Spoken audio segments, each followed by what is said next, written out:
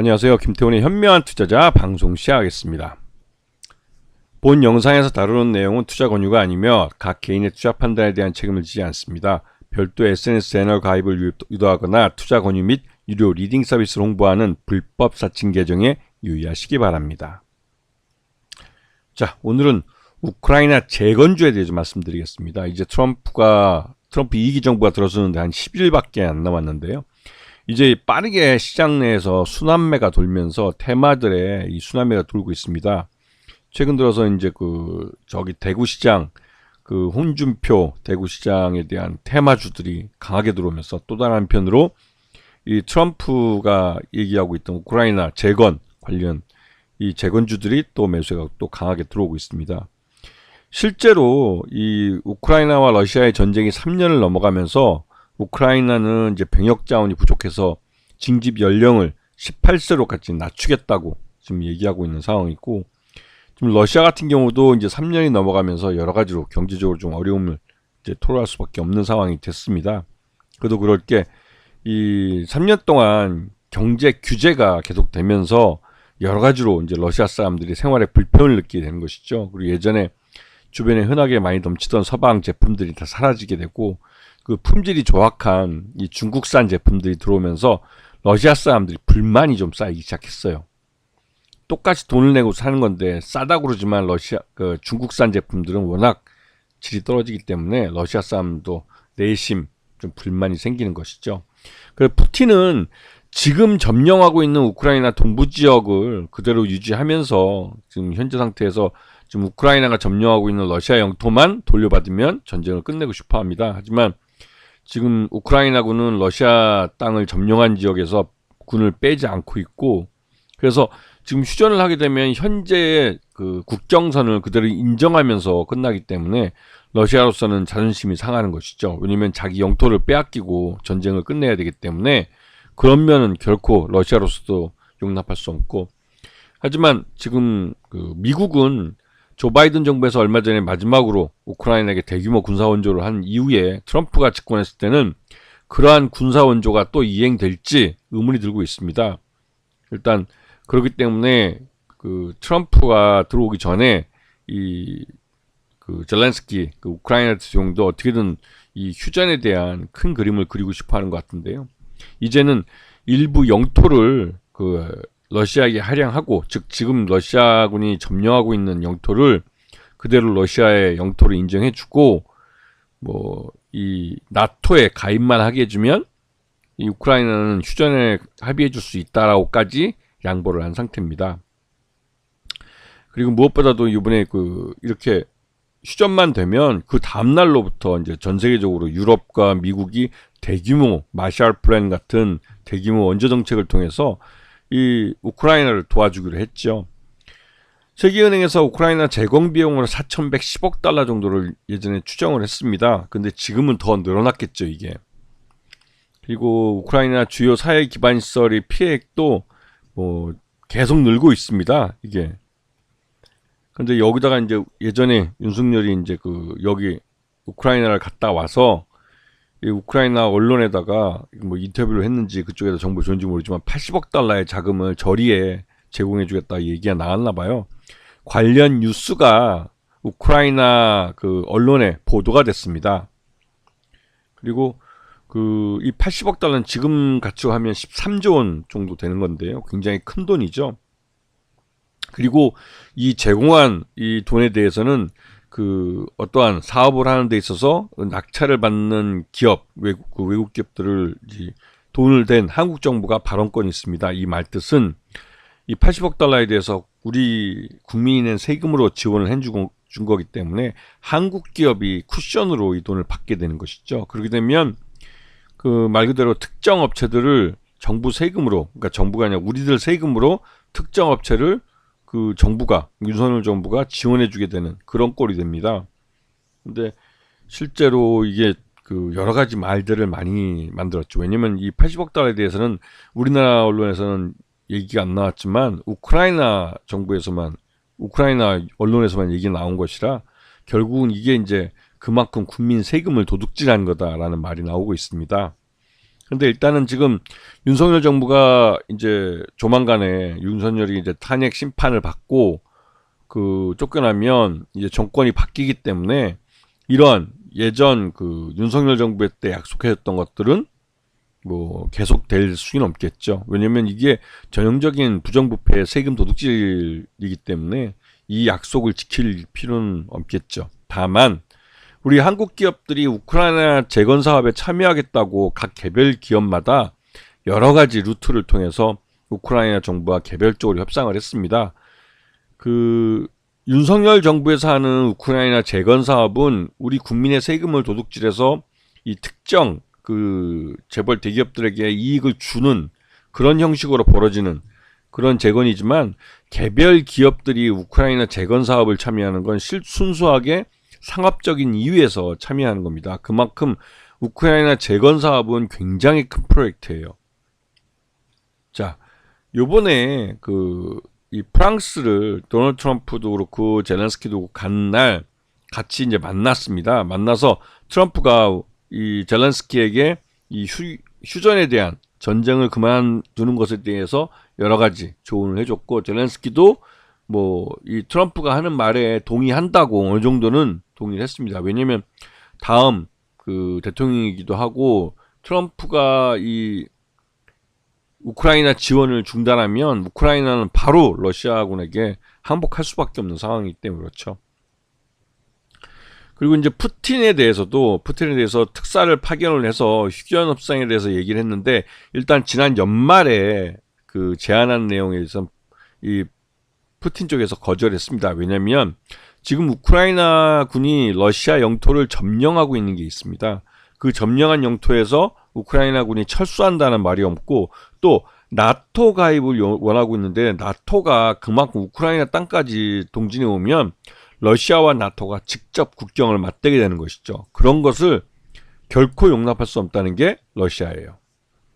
자, 그리고 최근 들어서 러시아가 하지만 이제 말 그대로 이제 러시아 우크라이나 전쟁을 이제 3년이나 지나면서 이제 좀 중단하고 싶은 그런 상황이기도 한데 요번에 러시아가 야말 유럽 가스관을 이제 중단을 했습니다. 공급을.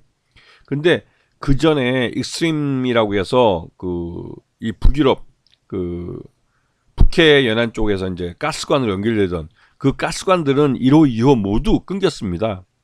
그래서 지금 그쪽을 통해서 유럽으로 천연가스를 보내고 있지 못한데요. 유일하게 지금 제대로 이제 천연가스를 공급해 주는 게 야말 유럽 가스전인데 이 야말 유럽 가스관은 시베리아 걸 끌어다가 여기서 유럽에다 갖다 주는 겁니다. 그래서 굉장히 오래되기도 했고, 근데 이 가스관이 요번에 폐쇄가 되면 막말로 유럽은 값싼 러시아산 천연가스를 도입하기 굉장히 어려워지는 상황이 돼버려요. 그래서 최근 들어서 이 유럽의 천연가스 값이 천정부지로 올랐습니다.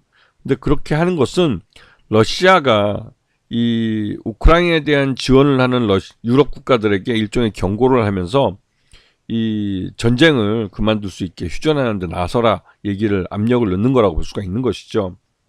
근데 이 유럽 쪽은 이 러시아와 우크라이나와의 전쟁으로부터 거리가 먼 영국 같은 나라는 굉장히 호전적으로 여전히 전쟁 무기를 대주면서 계속 러시아와 싸워야 한다고 주장하고 있고, 그래서 지금 이게 참 골 때린 문제가 되고 있어요. 이제 프랑스 같은 경우도 오랫동안 많이 싸웠으니 전쟁을 그만두든지 아니면 나토가, 그러니까 유럽 국가들이 직접 나서서 전쟁을 이제 끝내야 된다는 쪽으로 해서 프랑스 같은 경우 직접 파병까지도 얘기를 하고 있죠. 근데 문제는 이러한 유럽 내에서도 여러 가지 의견이 분분하게 되고 그렇게 되는데 이 미국의 트럼프가 그린란드를 매입하겠다는 카드를 갑자기 꺼내 들었습니다. 그리고 이 매입하는데 이 덴마크가 지금 현재 덴마크령이니까요. 덴마크가 동의하지 않으면 지금 현재 미군이 거기에 주둔하고 있는데 러시아의 미사일을 감시하기 위한 감시 초소들이 거기 있습니다.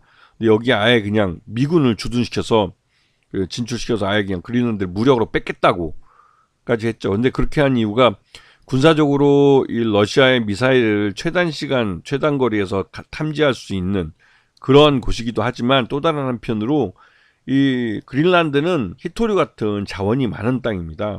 근데 이게 최근 북극해가 얼음이 녹으면서 그린란드가 말 그대로 개발이 될 수 있는 땅이 되고 있는 것이죠.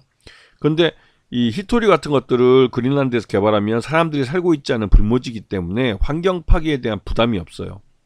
그런 거에 대한 이슈도 없고. 그래서 말 그대로 생산하기 딱 좋은 땅이 되는 것이죠. 그래서 이 중국이 히토류를 무기화한다는 점에서 미국은 그린란드 땅이 반드시 필요한 상황입니다. 그래서 이런 문제 때문에도 이 그린란드 문제를 들고 나왔고, 근데 그린란드가 지금 덴마크령인데 이거를 미국령으로 바꾸면 인위적인 국경의 변화이기 때문에 유럽 국가들은 받아들일 수 없는 것이죠. 그래서 이에 대해서 그 프랑스가 가장 강력하게 반발하고 있습니다. 물론 독일도 여기에 대해 반발하고 있죠. 이렇게 하는 이유는 이 트럼프가 이렇게 유럽을 그 위협을 해서 빨리 이제 이 휴전 협상에 나서게 하려고 하는 이유일 수도 있습니다. 자, 그리고 HD 현대중공업 그룹의 우크라이나 재건 주력 사업은 HD 현대 건설기계로 이미 한 5대 정도의 중장비를 그 우크라이나 국가의 이제 정부에 제공하기도 했습니다. 그러면서 요번에 이제 이 트럼프의 이 러우 전쟁을 종식시키면, 휴전을 시키면 가장 큰 수혜를 받을 수 있는 종목으로 이제 현대 건설기가 언급되고 있죠. 근데 건설기가 다는 게 맞습니다. 이것도 전진 건설 로봇도 우크라이나 재건 사업에 참여를 희망하는데, 이건 고층 건물에다가 콘크리트를 부어줄 수 있는 그런 특수차를 만드는 곳이기 때문에 이렇게 이제 그러니까 우크라이나가 재건 사업에 들 경우에는 전진 건설 로봇 같은 경우 아주 큰 장이 쓰는 거라고 볼 수가 있는 것이죠. 그리고 SY 스틸텍은 이제 전쟁 와중에 집을 잃은 많은 사람들에게 이 모듈라 주택을 공급할 수 있는 그런 회사입니다. 그렇고 실제로 우크라이나의 이런 관련 장관이 우리나라로부터 모듈러 주택을 수입하고 싶다라는 말을 해왔기 때문에 실제로 휴전을 할 경우에는 재건 사업하는 동안 사람들이 살 수 있는 그런 모듈러 주택을 공급해 줄 가능성이 큽니다. 자, 그리고 대동기업 같은 경우는 전형적인 이제 농기계를 만드는 회사인데요.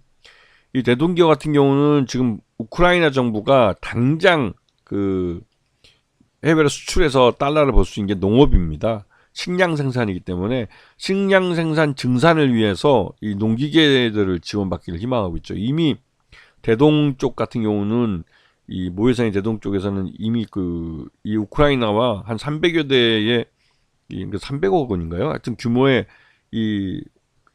그러니까 이 농업 기계를 우크라이나의 이런 대리점과 계약을 맺고 이미 수출을 해본 경험이 있습니다. 그리고 이미 사업을 하고 있기 때문에 이 휴전이 되면 곧 더 추가적인 이 진출을 할 수 있는 것이죠. 그리고 그렇다시피 우크라이나 재건 사업 관련주들은 꽤 많습니다. 이게 현대 건설기계 같은 데뿐만 아니라, 근데 우선은 가장 중요한 건 식량 생산이기 때문에 대동기업, TYM 같은 그런 업체들이 시장 내에서 또 많은 그다음에 이 모듈라 주택, 범한양이나 이런 다스코나 뭐 이런 업체들이 이제 SY 스틸텍 이런 업체들이 모듈라 주택을 갖고 있기 때문에 시장에서는 곧바로 수익을 얻는 회사로 알려져 있어요. 그래서 지금 전반적으로 우크라이나 재건 사업에 대해서 예전 윤석열 정부에서 말하던 것과는 좀 다른 차원에서 일이 벌어집니다. 그때는 국민 세금을 도둑질하기 위한 방법으로 우크라이나 재건 사업을 제시했지만, 지금 증시에서 이제 얘기 나오고 있는 우크라이나 재건 사업은 실제로 우크라이나 지역에 들어가서 전후 복구 사업을 하겠다는 것이죠. 근데 이거는 잘 아셔야 될 게, 유럽이 더 많은 전쟁 비용을 부담했고 때문에 유럽과 더 많이 이제 이런 사업에서 수주를 받을 텐데, 결국은 기승전으로 어차피 이러한 대규모 이 부흥 사업이라고 그러죠. 부흥 재건 사업을 해본 데는 우리나라 업체들이 경험이 많습니다. 그렇기 때문에 우리나라 기업들이 하청을 통해서라도 이걸 받을 가능성이 큰 거죠. 실제로 이러한 하청을 받아서 할 수 있는 중국 기업들이 우크라이나 정부에 의해서 이 러시아 편을 들었다는 이유만으로 중국 기업들이 우크라이나 땅에 들어와서 사업을 하기 어렵기 때문에 결국은 우크라이나 재건 사업의 하청 사업을 한국 기업들이 따갈 가능성이 커요. 그런 부분에서 우크라이나 재건 사업이 실제로 전쟁이 끝나게 되면 곧바로 우크라이나 이 재건 사업들이 큰 수익을 볼 가능성이 높다는 것이죠. 그래서 이런 테마주의 순환매를 생각해 보셔야 됩니다. 요즘 같은 때는. 아시겠죠? 자, 오늘 방송 여기서 마치겠습니다. 감사합니다.